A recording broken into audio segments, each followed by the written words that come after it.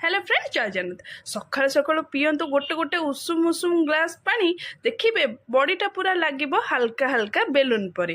तापर हजबैंड मु ठाकुर सब कम सारी तापर बाहरी गलु टे चलू बोली चलिया गला पार्क देखला लोकों संख्या भारी कमी जाइला। ये जो खरा हो बोधे से सकाशे जल्दी जल्दी पलाऊँ।